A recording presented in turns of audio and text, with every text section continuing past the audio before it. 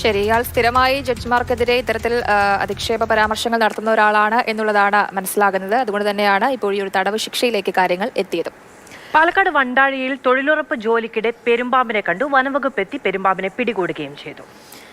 കൂടുതൽ വിവരങ്ങളുമായി നമുക്കിപ്പം ജി പ്രസാദ് കുമാർ ഉണ്ട്. ആദ്യം നമുക്ക് ദൃശ്യങ്ങൾ കാണാം.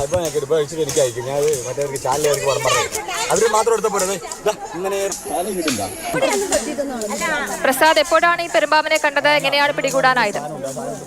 ഇന്നാണ് ഈ സംഭവം.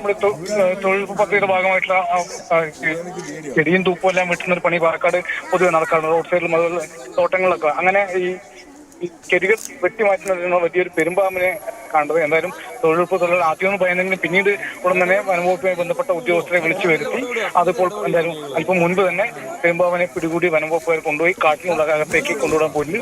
വണ്ടാഴി എന്നത് മംഗലം പരിസരത്താണ്. അപ്പോൾ കാടൊക്കെ ഉള്ളതാണ്. പക്ഷേ പെരുമ്പാമ്പ് അങ്ങനെ നാട്ടിലങ്ങനെ ആ ഭാഗത്ത് കണ്ടിട്ടില്ല എന്നാണ് പറയുന്നത്. എന്തായാലും ഇപ്പോൾ പെരുമ്പാമ്പിനെ പിടികൂടിയത് നാട്ടുകാരിൽ ചെറിയ ആശങ്ക ഉണ്ടാക്കിയിട്ടുണ്ട്. രാത്രികാലങ്ങളിൽ അവിടെ പുറത്തേക്ക് പോകുമ്പോൾ ശ്രദ്ധിക്കണമെന്ന നിർദ്ദേശമെല്ലാം പഞ്ചായത്തും നൽകിയിട്ടുണ്ട്. ശരി.